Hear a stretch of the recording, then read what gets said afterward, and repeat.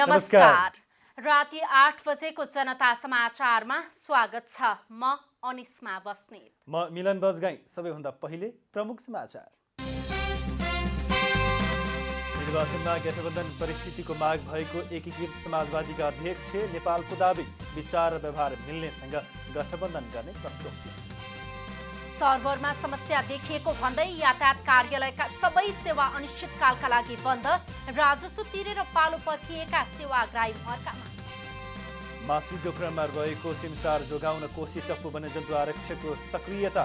मध्यवर्ती क्षेत्रको 45 हेक्टर क्षेत्र सफाई गरियो। जीवन मरणको स्थिति आए परमाणु हतियार प्रयोग हुने रुसको चेतावनी। युक्रेनमा योजना र उद्देश्य अनुसार नै आक्रमण गरिएको दावी।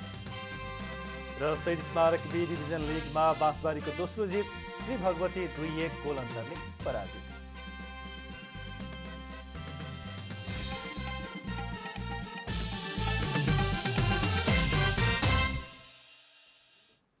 अब पूरा समाचार। नेकपा एकीकृत समाजवादी पार्टीका अध्यक्ष माधव कुमार नेपालले आगामी निर्वाचनमा गठबन्धन आवश्यकता र परिस्थितिको माग भएको बताउनु भएको छ। संविधान र लोकतन्त्रको रक्षाका लागि पनि अहिले वामपन्थी र लोकतान्त्रिक शक्ति बीचको एकता आवश्यक रहेको उहाँको भनाइ छ। राजनीति शास्त्री समाज नेपालले बुधबार काठमाडौँमा आयोजना गरेको नेपालको वर्तमान राजनीतिक परिस्थितिमा दलीय गठबन्धनको औचित्य विषयक अन्तर्क्रिया कार्यक्रममा नेकपा एकीकृत समाजवादी पार्टीका अध्यक्ष माधव कुमार नेपालले निर्वाचनमा गठबन्धन आवश्यकता र परिस्थितिको माग भएको बताउनुभयो। उहाँले निर्वाचनमा विचार र व्यवहार मिल्नेहरूसँग गठबन्धन गरेर जान आफूहरू तयार रहेको प्रश्न पार्नुभयो। चुनावी तालमेलका विषयमा अहिले सत्ता गठबन्धनभित्र दुई धार देखिएको उहाँको भनाइ छ। एउटा भनेको गठबन्धनको आवश्यकता छैन, गठबन्धन कायम राख्नु हुँदैन। अर्को गठबन्धन त गर्ने ठिक छ, हामीले आफूले सरकारमा बस्नुसम्म मद्दत पुर्याउने, तर अब निर्वाचनमा गठबन्धनको पनि आवश्यकता छैन। चुनावी तालमेल गर्न हुँदैन, मिलेर जान हुँदैन। हामी एक्लै शक्तिशाली भइसकेका छौँ, हामी एक्लै पार लगाउन सक्छौँ भने अर्को दम्भपूर्ण विश्लेषण। कार्यक्रममा नेपाली काङ्ग्रेसका नेता प्रदीप पौडेलले गठबन्धन चुनाव जित्नका लागि मात्र नभई मुद्दाका आधारमा र लोकतान्त्रिक समाजवाद निर्माण र राजनीतिक स्थिरताका लागि हुनुपर्ने धारणा राख्नुभयो। नेकपा माओवादी केन्द्रका नेता शक्ति बस्नेतले हालसम्म भएका परिवर्तनहरूको रक्षा र आगामी सामाजिक र आर्थिक परिवर्तनका लागि गठबन्धन आवश्यक रहेको र त्यो सम्भव पनि भएको दावी गर्नुभयो। त्यस्तै जनता समाजवादी पार्टीका नेता प्रकाश अधिकारीले विगतमा लोकतान्त्रिक आवरणमा प्रतिगमन हुन खोज्दाको उपज अहिलेको गठबन्धन भएको जिकिर गर्नुभयो। उद्योगीको रक्षा गर्ने सन्दर्भमा नै गठबन्धन जति बेला उद्योगीमाथि प्रश्न केही पर्छ, संविधानको लोकतन्त्रमाथि केही प्रश्नहरू पर्यो, अब त्यो परिस्थितिमै गठबन्धन पुरै केही। अब त्यो परिस्थिति र त्यो उपादेयता सकियो त भन्न आज पनि सकिया छैन। निर्वाचन जाने र यसलाई बचाउँदै जाने, त्यो जुन खतरा छ निर्वाचन पछि पनि रहन्छ, निर्वाचन पछि पनि अझ भयङ्कर भएर आउँछ कि, त्यसकारणले अहिले नै सजग भएर अगाडि बढ्ने र गठबन्धन अगाडि लिएर जाने भन्ने मान्यता मलाई छ। समाजवादी प्राध्यापक सङ्घका अध्यक्ष पवन कुमार झाले अहिले कुनै पनि दलले एकल बहुमत ल्याउन सक्ने अवस्था नभएकाले चुनावी गठबन्धन आवश्यकता मात्र नभई बाध्यता पनि भएको जिकिर गर्नुभयो। राष्ट्रिय जनमोर्चाका नेता हिमलाल पुरीले गठबन्धन बनेको पृष्ठभूमि बिर्सेमा गन्तव्य पहिल्याउन नसकिने भनाइ राख्नुभयो। त्यस्तै कार्यक्रममा एकीकृत प्रगतिशील प्राध्यापक सङ्गठन नेपालका अध्यक्ष प्राध्यापक डाक्टर गोविन्द सुवेदी, नेपाल राष्ट्रिय प्राध्यापक सङ्गठनका सहसंयोजक प्राध्यापक डाक्टर रमेश भट्टराई र प्रजातन्त्रवादी प्राध्यापक सङ्घका सचिव डाक्टर विष्णु पोखरेल लगायतले आआफ्नो धारणा राख्नुभएको थियो। क्यामेरामा शैलेन्द्र गोविन्द अमात्यका साथ महेश कठायत, काठमाडौँ। नेकपा एमालेका अध्यक्ष केपी शर्मा ओलीले नेपालको लोकतान्त्रिक आन्दोलनको मुख्य शक्ति र मूलधार एमाले भएको दावी गर्नुभएको छ। बुधबार केन्द्रीय कमिटी बैठक उद्घाटन गर्दै अध्यक्ष ओलीले लोकतान्त्रिक आन्दोलनका भ्रमपूर्ण विचारहरू प्रभाव भएको, जनविरोधी प्रचार भएको भन्दै सत्तापक्षले गलत इतिहास रचना गर्न खोजिएकोमा आपत्ति प्रकट गर्नुभयो। उहाँले एमालेलाई कम्युनिस्ट पार्टी मध्यको ठूलो एमाले भन्ने जस्ता शब्दावली भूलवश नियतवश प्रयोग हुने गरेको पनि बताउनुभयो। राष्ट्रलाई अघि बढाउने नीति, जननिर्वाचित प्रतिनिधि र व्यवहारिक प्रश्नमा पनि एमाले नै मुलुकको प्रमुख पार्टी भएको ओलीको दाबी छ। राष्ट्रलाई अगाडि बढाउने नीतिका प्रश्नमा, त्यसै गरेर अरू व्यवहारिक प्रश्नमा हामी प्रमुख पार्टी। साथै उहाँले स्थानीय तहको निर्वाचनमा उत्साहका साथ जनतामा गएर पार्टीको इतिहासलाई थप मजबुत पार्ने बताउनुभयो। एमालेसँगै सबैभन्दा पुरानो पार्टी प्रजा परिषद समेत रहेको अवस्थामा मूलधारको पार्टी एमाले भन्न अप्ठ्यारो नमान्न आग्रह गर्नुभयो।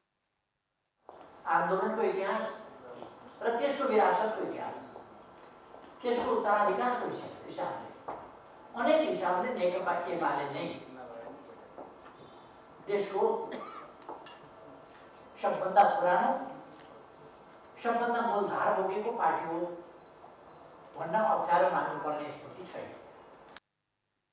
बबर महल स्थित कार्के ब्याङ्केटमा जारी बैठकमा स्थानीय निर्वाचन केन्द्रित विभिन्न 11वटा एजेन्डामा छलफल हुँदैछ, जसमा 7 प्रदेशका अध्यक्षको रिपोर्टिङ, अध्यक्ष ओलीबाट समसामयिक राजनीतिक प्रतिवेदन, विभागहरूलाई पूर्णता, स्थानीय तहका उम्मेद्वार सिफारिसको मापदण्ड प्रक्रिया, स्थानीय निर्वाचनको घोषणा पत्र, निर्वाचनमा पार्टी नेतृत्वको भूमिका, पार्टी स्थापना दिवस, सचिवालय निर्णय बैठकका एजेन्डा रहेका छन्। कानुन न्याय तथा संसदीय व्यवस्था मन्त्री दिलेन्द्र प्रसाद बडुले नेकपा एमाले सरकारलाई संविधान भन्दा बाहिर गएर सञ्चालन गर्दा समय अगाडि नै बाहिरिनु परेको बताउनु भएको छ।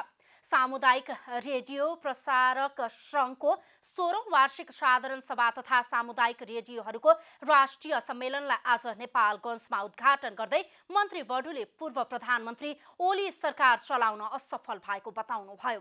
देशको प्रधानमन्त्री हुँदा जनताको भावना बुझ्न नसकेको, देश र जनताभन्दा बाहिर गएर सरकार चलाउन खोजेकाले बाहिरिनु परेको उहाँले बताउनुभयो। मन्त्री बडुले अहिलेको सरकार विशेष परिस्थितिमा विशेष दायित्वका साथ बनेको भन्दै खतरामा परेको संविधानको रक्षा गर्नु सरकारको मूल जिम्मेवारी भएको बताउनुभयो। हामी चाहन्छौँ सरकार यसलाई चाहन्छ, तपाईँहरूसित बसेर तपाईँहरूले चाहेका अबका उद्देश्य के हुन् त्यसमा हामी सहभागी हुन चाहन्छौँ र त्यसलाई हामी छलफल गरेर त्यसलाई पुरा गर्ने पनि हामी प्रतिबद्धता व्यक्त गर्न चाहन्छौँ।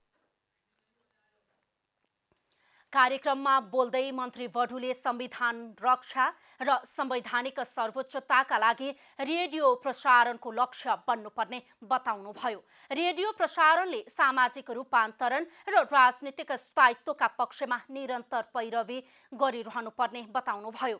2062-63 को जनआन्दोलनपछि रेडियो अभियानले नयाँ गति लिएको भन्दै मन्त्री बडुले सरकार सामुदायिक रेडियोहरूको विकासका लागि सधैँ सकारात्मक र प्रतिबद्ध रहेको पनि बताउनुभयो।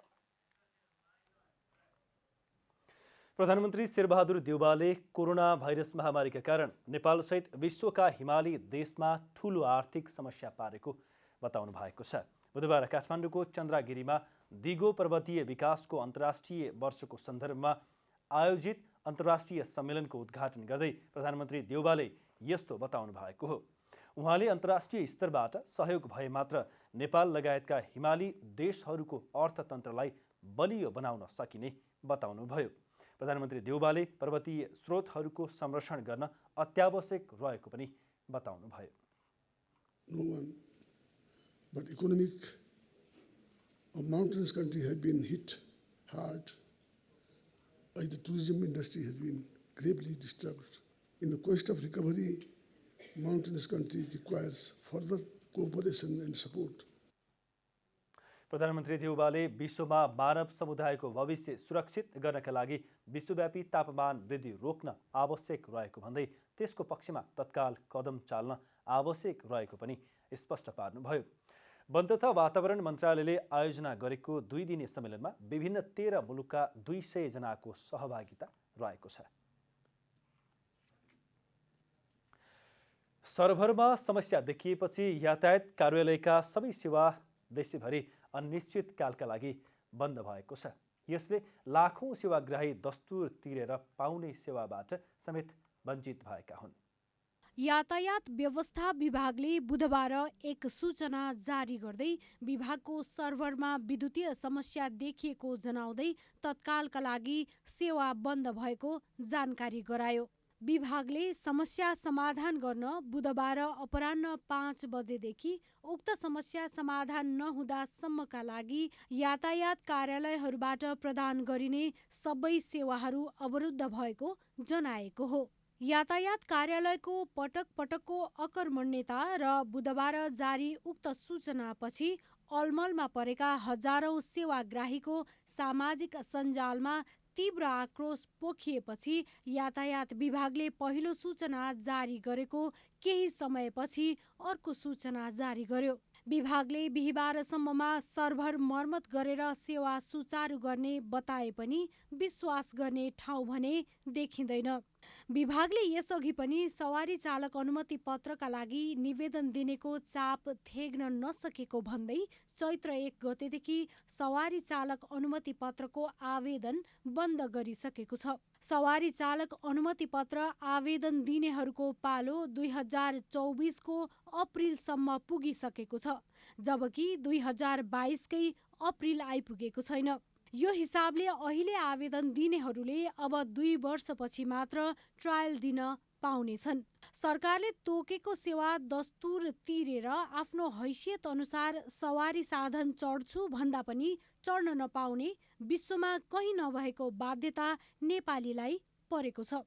बुधबारदेखि पुनः सवारी दर्ता, नामसारी, नवीकरण र कर भुक्तानी सहितका सबै सेवा अनिश्चितकालका लागि बन्द भएपछि विभागको कार्यशैलीप्रति निकै आलोचना भइरहेको छ। उपत्यकामा सबैभन्दा बढी सवारी चालक अनुमति पत्रका लागि आवेदन दिइने यातायात कार्यालय ठूलो भर्याङका उपप्रमुख उपेन्द्र शाहका अनुसार धेरै संख्यामा दर्ता भएर बन्द गरिएको अनलाइन आवेदन सिस्टम मिलाएर 1 हप्तामै पुनः खुलाइनेछ। हालसम्म कुल 54,000 फर्म खुलाइएकोमा प्राप्त आवेदनका आधारमा 500 का दरले 100 दिनमा सबै आवेदकको ट्रायल गराइसक्ने उहाँको भनाइ छ। यातायात कार्यालयको चरम लापरवाहीले सेवाग्राहीले तोकिएको शुल्क तिरेर समयमा पाउनुपर्ने सेवाबाट वञ्चित हुँदा नागरिकमा निराशा छाएको छ। यसतर्फ सरकार जिम्मेवार बन्नुपर्ने देखिन्छ। जनता टेलिभिजनका लागि रूपा घिमिरे, काठमाडौँ।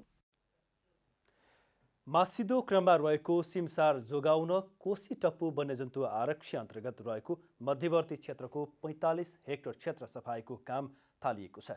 सिमसार मासिदा लोप हुन थालेका माछा र चरासहितका सरीसृप प्रजाति जोगाउने उद्देश्यले सिमसार क्षेत्र संरक्षणको काम अघि बढाइएको हो। जीविकोपार्जन सहयोगका रूपमा स्थानीय जनशक्ति परिचालन गरी कोशी टप्पु वन्यजन्तु आरक्षी अन्तर्गतको सिमसार क्षेत्रबाट जलकुम्भीका साथै मिचाहा प्रजातिका झारपात हटाउने कार्यलाई अघि बढाइएको छ। सिमसार सफाई थालेसँगै स्थानीयले परिवर्तनको आभास समेत गर्न थालेका छन्। हराउँदै गएका माछा र चराको विचरण बढ्न थालेको उनीहरू बताउँछन्। माछा र चराको लागि हटाएको हो। अहिले यो अलिअलि हटाइसकेपछि यही साइडमा 50 किलोमिटर चाहिँ मुनि हामीले सफा गरिसकेको ठाउँमा चराहरू अहिले झनै नयाँ चराहरू अहिले बस्न थालिसकेछ र नयाँ प्रजातिको पुरानो माछाहरू पनि अहिले तलबाट चाहिँ आएर वासस्थानको रूपमा बसिरहेछ। संरक्षित क्षेत्रका रूपमा रहेको कोशी टप्पुको सिमसार क्षेत्र पछिल्लो समय भने जलकुम्भी र मिचाहा प्रजातिका कारण मासिदो क्रममा छ। सरसफाईको क्रममा सिमसार क्षेत्रबाट निकालिएको जलकुम्भीलाई कम्पोस्ट मल बनाउने गरी तयारी गरिएको छ। यो जलकुम्भीले गर्दा चाहिँ धेरै यहाँको जीवजन्तु र माछाहरूले चाहिँ असर पारेको रहेछ। अब चाहिँ यसलाई चाहिँ हामीले चाहिँ कम्पोस्ट मल तयार गरेर र हाम्रो यहीँको लोकल स्थानीय किसानहरूलाई यसलाई चाहिँ मल बनाएर प्रयोग गर्नु भनेर सल्लाह सुझाव गरेर उहाँहरूको खेतसम्म पुर्याउने। कोसी टपमा चाहिँ विगत लामो समयदेखि अब 20-22 वर्षै भइसक्यो चरामा चाहिँ काम गर्दै हिँडेको। पहिलेको तुलनामा त एकदमै चराहरू यस्तो देखिन्थ्यो कि जुन कि हाँसहरूको सङ्ख्या जस्तै 20-22 किसिमको हाँस प्रजाति एकै ठाउँमा देखिन्थ्यो। त्यो उड्दाखेरि चाहिँ एकदम छाया बादल लागे जस्तो देखिन्थ्यो। अहिले आएर चाहिँ एकदम क्रमिक रूपमा चाहिँ घट्दै घट्दै घट्दै गइरहेछ। मानव र वन्यजन्तु बीचको द्वन्द्व अन्त्य गर्दै चरा र वन्यजन्तुको संरक्षणको उद्देश्यका साथ कोसी टप्पु 2 कञ्चनजङ्घा बेल्ट परियोजना अन्तर्गत कोसी टप्पुमा संरक्षणका काम अघि बढाइँदै आइएको हो। परियोजना अन्तर्गत सिमसार क्षेत्र बढाउन 45 हेक्टर जग्गा खरिद समेत गरिएको छ। थप जग्गा खरिदको क्रम समेत अघि बढेको छ। सिमसार तथा सिमसारमा आश्रित जलचर र जीवजन्तुको संरक्षण गर्नु बेल्टको प्रमुख उद्देश्य रहेको छ। बेल्ट अन्तर्गत सुनसरी तर्फको सिमसार संरक्षण तथा त्यसको प्रवर्धनको जिम्मेवारीको काम भने कोसी टप्पु लर्निङ ग्राउन्डले हेर्दै आएको छ। क्षेत्र विस्तारसँगै सिमसारलाई 2065 मा कोसी बाँध फुट्नु पूर्वको अवस्थामा फर्काउन केटीके बेल्ट र भर्टिकल बायोडाइभर्सिटी फन्डले सो क्षेत्रमा ठूलो धनराशि खर्च गरेको छ। स्थानीयहरूको प्रयासले चाहिँ केटीके बेल्ट र भर्टिकल बायोडाइभर्सिटी फन्डको सहयोगमा कोसी टप्पु लर्निङ ग्राउन्डले चाहिँ यस क्षेत्रको सिमसारलाई चाहिँ पुनर्जीवन दिनको लागि अहिले हामीहरूले चाहिँ स्थानीय यहाँ चाहिँ सिमसारमा आश्रित जुन समुदायहरू हुनुहुन्छ उहाँहरूलाई हामीले चाहिँ रोजगारी दिएर सिमसार सरसफाइ कामहरू गरिरहेको छौँ। सिमसारमा आश्रित जीवजन्तुको वासस्थान पहिल्याउँदै दिगो संरक्षणमा जोड दिन नेपाल र भारत दुई देश सम्मिलित विज्ञ टोलीले अध्ययन तथा अनुसन्धानको काम थाल्ने गरी तयारी समेत थालेको कोसी टप्पु लर्निङ ग्राउन्डले जनाएको छ। संरक्षण अन्तर्गतको काममा सिमसारमा आश्रित समुदायलाई रोजगारी समेत प्रदान गरिएको छ। मुलुकमा शिक्षाको महसुस गरेर दरबारभित्र भएका र राणाहरूको सन्तानका लागि सुचारू गरिएको दरबार हाई स्कुल देशकै स्थापित र ऐतिहासिक सरकारी विद्यालय हो। तर अहिले राजनीतिक चलखेलका कारण बेतिथितर्फ धकेलिएको सरकारवालाहरूले गुनासो गरेका छन्। तत्कालीन प्रधानमन्त्री जङ्गबहादुर राणाले बेलायत भ्रमणका क्रममा नेपालमा पनि शिक्षाको आवश्यकता रहेको महसुस गरे पश्चात नेपाल फर्के लगत्तै विद्यालय खोल्ने निर्णय गरेका थिए।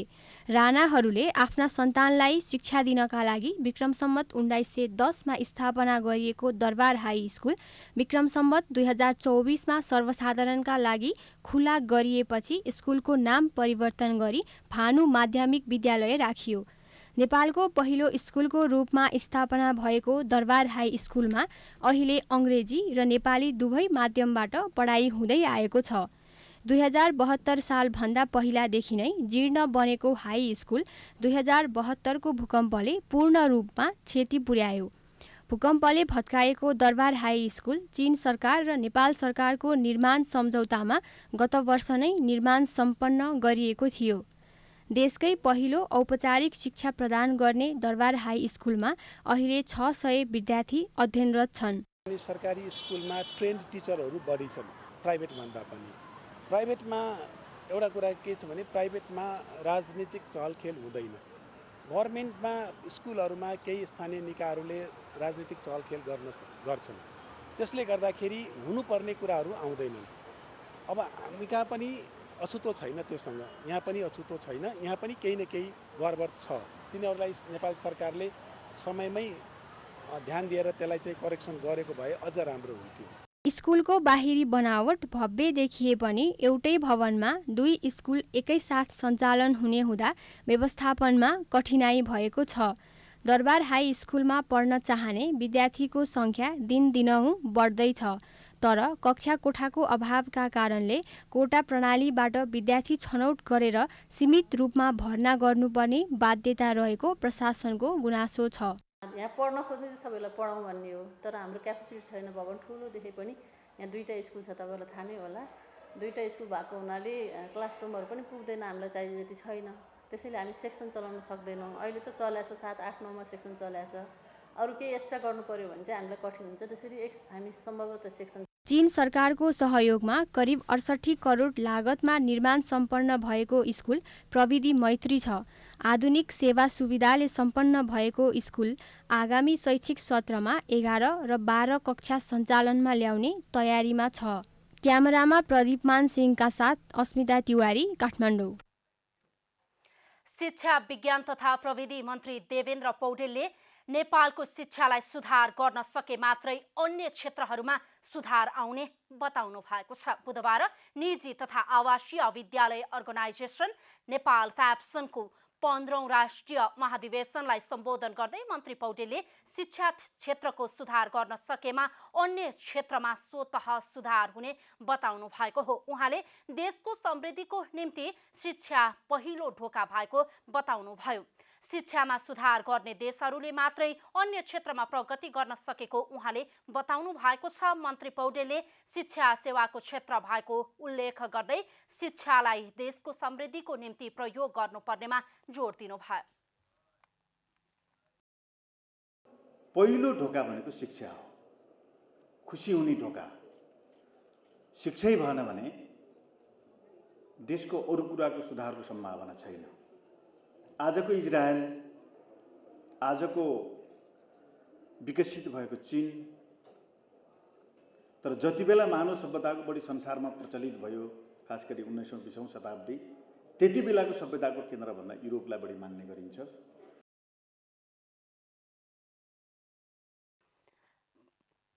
मन्त्री पौडेलले देशलाई सक्षम जनशक्ति उत्पादन गर्ने शिक्षा आवश्यक रहेको बताउनुभयो। शिक्षालाई सिपमा बदल्दै रोजगारसँग जोड्ने शिक्षा आवश्यक रहेको उहाँको भनाइ छ।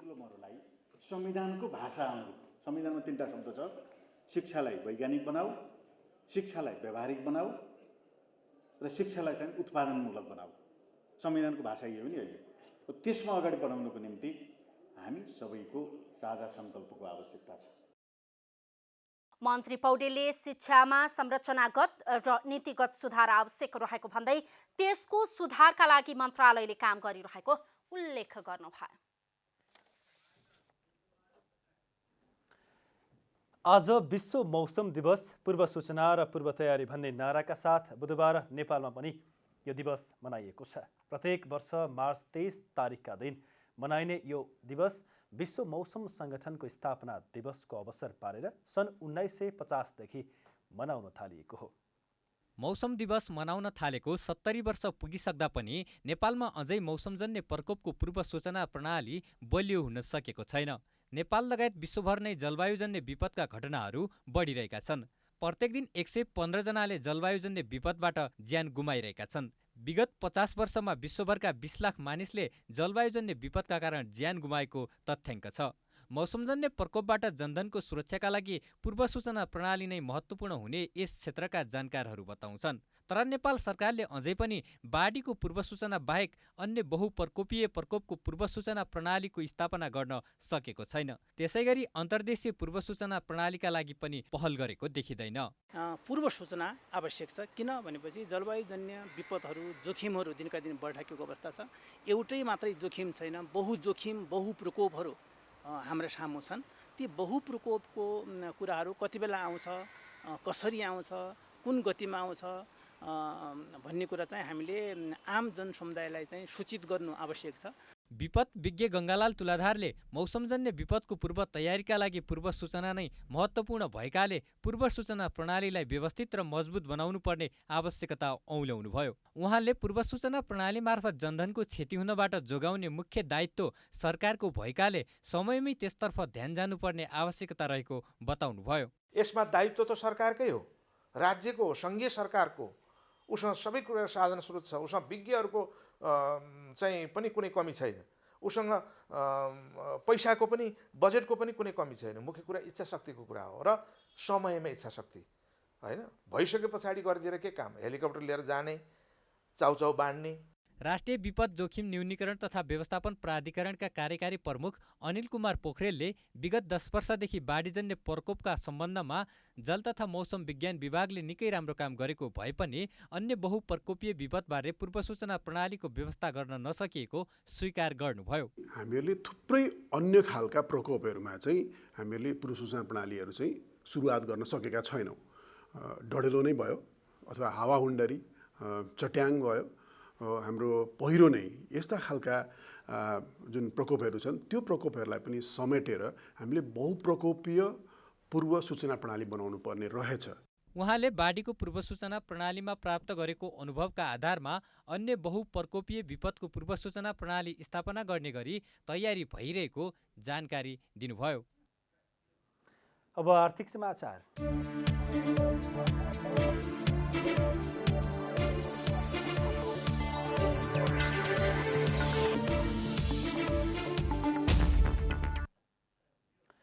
कोभिड महामारीका कारण अस्थायीको पर्यटन क्षेत्र बिस्तारै चलायमान बन्न थालेको छ। कोरोना संक्रमण घट्न थाले पश्चात नेपाल भित्रिने पर्यटकको आवागमन पनि बढ्न थालेको छ। कोरोना महामारीका कारण संसारभरि नै सबैभन्दा बढी प्रभावित क्षेत्रमा पर्यटन उद्योग रहेको छ। वायु सेवा, होटल, यातायात र रेस्टुरा जस्ता पर्यटनसँग जोडिएका क्षेत्रहरू शिथिल भएका छन्। नेपालमा पर्यटनसँग विमान सेवा, होटल तथा अन्य तमाम आपूर्तिका सञ्जाल जोडिएका छन्। नेपालमा पर्यटनले करिब 4.5 लाख मानिसलाई प्रत्यक्ष रोजगारी दिएको छ भने करिब 3.5 लाखलाई मौसमी रोजगारी दिएको छ। त्यस्तै अप्रत्यक्ष रूपमा करिब 11 लाख मानिस पर्यटन व्यवसायसँग आश्रित रहेका छन्। रोजगारी सृजना गर्न एवं राष्ट्रिय आय वितरणलाई सन्तुलित बनाउन पर्यटनको भूमिका महत्त्वपूर्ण हुन्छ। यसैगरी स्थानीय स्रोतहरूको विकास एवं संरक्षण गर्न आन्तरिक पर्यटनको भूमिका अग्रणी हुन्छ। नेपाल जस्तो विकासशील मुलुकलाई आर्थिक समृद्धिको दिशातर्फ डोर्याउन आन्तरिक पर्यटनले उल्लेखनीय भूमिका खेल्ने गरेको छ। देशको अवस्था सामान्य बन्दै गएकाले पर्यटकीय गतिविधि पनि फस्टाउन थालेका छन्। कोभिडले केही चिज नराम्रो गर्यो तर धेरै चिज राम्रो पनि गरेको छ। एउटा आस्था विश्वासको वातावरण सृजना गर्यो। नयाँ नयाँ कामहरू गर्ने मान्छेहरूको चाहिँ जागृत भएर आएको छ। मलाई लाग्छ कोभिड भनेको चाहिँ समय सापेक्ष र प्रश्नको उत्तर भएको छ, समस्या भएर आएको छ तर समाधान हामीले खोजिसकेका छौँ। त्यस कारण हामीले डर लाग्नुपर्नेको आवश्यकता छैन। अब नेपालले प्रगति गर्दै जान्छ। नेपालमा विभिन्न रमणीय स्थलहरू छन्। अग्ला हिमालहरूले देशलाई सिँगारेको छ। प्राकृतिक सम्पदा, हिमाल र ट्रेकिङदेखि सबै राम्रो भएकाले पनि पर्यटन व्यवसाय फस्टाउँदै जाने देखिएको छ।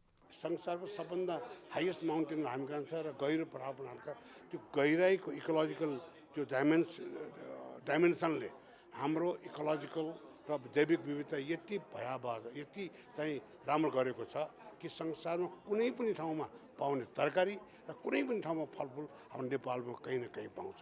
यस्तो देश संसारमा कहीँ पनि छैन। हामी सानो छ, यो 1% डाइभर्सिटीमा हाम्रो चाहिँ देश छ। तथ्याङ्क अनुसार सन् 2022 को फेब्रुअरीमा मात्रै 19,766 विदेशी पर्यटक नेपाल आएका छन्, जुन अघिल्लो वर्षको सोही महिनाको तुलनामा 116% बढी हो। नेपालले प्राप्त गर्ने आम्दानी पनि दोब्बरले बढेको छ। नेपालले माघसम्म 11 अर्ब 35 करोड रुपैयाँ आर्जन गरेको छ। यो आम्दानी अघिल्लो वर्षको तुलनामा करिब 3 गुणाले बढी हो। गत माघमा 3 अर्ब 88 करोड रुपैयाँ मात्र आर्जन भएको थियो। क्यामेरामा प्रदीपमान सिंहका साथ यशोदा चौलागाई, काठमाडौँ।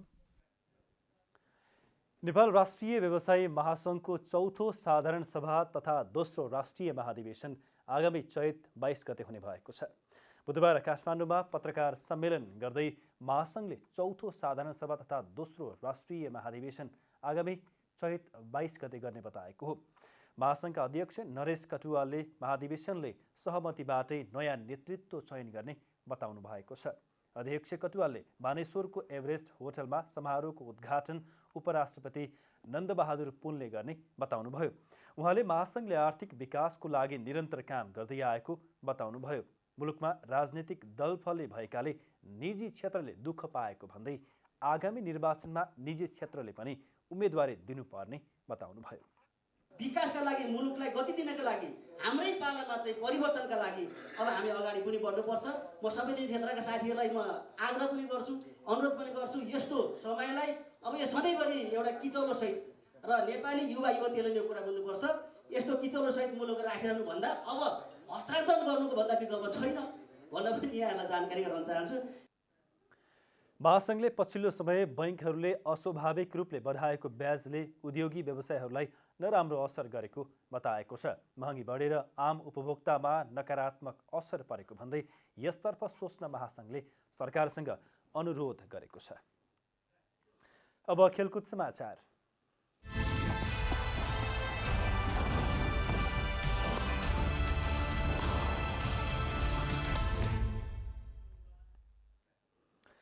शहीद स्मारक बी डिभिजन फुटबल लिग अन्तर्गत बाँसबारी क्लबले दोस्रो जित दर्ता गरेको छ। साधोबाटो स्थित इन्फा कम्प्लेक्समा बुधबार भएको खेलमा बाँसबारीले श्री भगवती क्लबलाई 2-1 ले पराजित गर्दै 7 खेलमा दोस्रो जित हात पारेको हो। बाँसबारीको जितमा राजेश पौडेल र बीके राईले 1-1 गोल गरे। श्री भगवतीका लागि दामोदर थापा छेत्रीले 1 गोल गरे। श्री भगवतीका दामोदरले 69औं मिनेटमा गोल गर्दै खेललाई बराबरीमा पुर्याए, तर 82औं मिनेटमा बीके राईले पेनाल्टी मार्फत गोल गरेपछि बाँसबारीको जित सुनिश्चित भएको हो।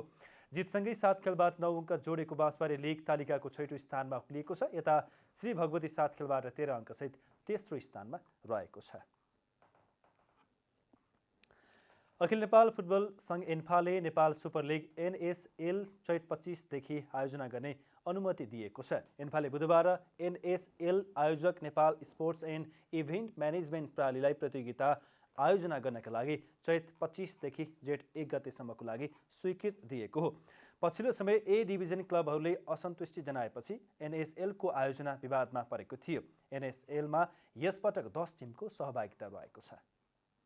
अब मौसम समाचार।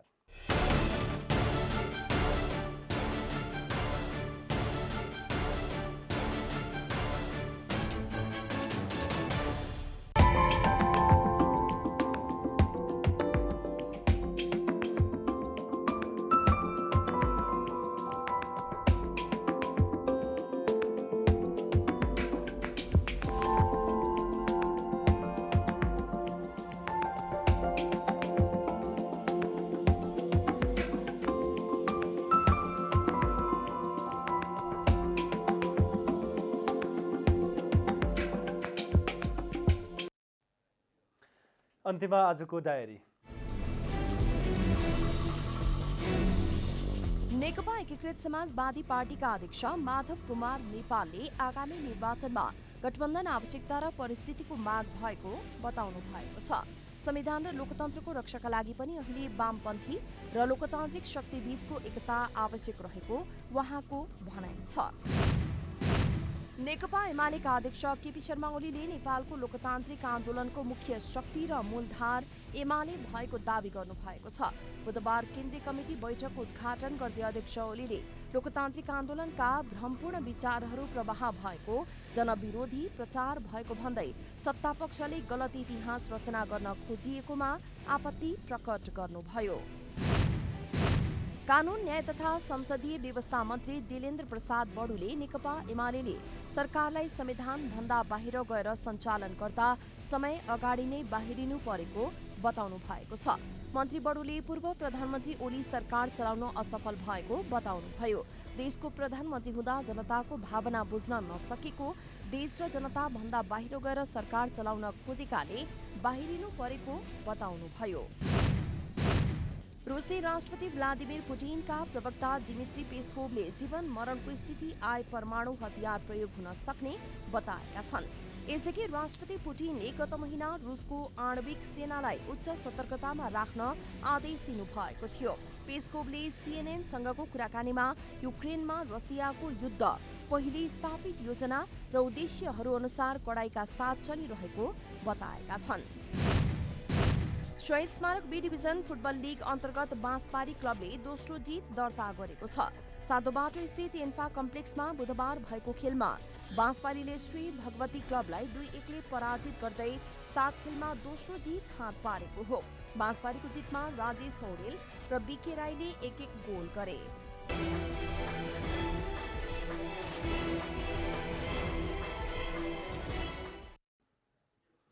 जनता समाचार अहिलेलाई यति नै। जनताद्वारा जनताका लागि प्रसारित जनता टेलिभिजनका कार्यक्रमहरू युट्युब, ट्विटर, फेसबुक र हाम्रो वेबसाइट जनतासमाचार.com मा पनि पढ्न र हेर्न सक्नुहुनेछ। नमस्कार।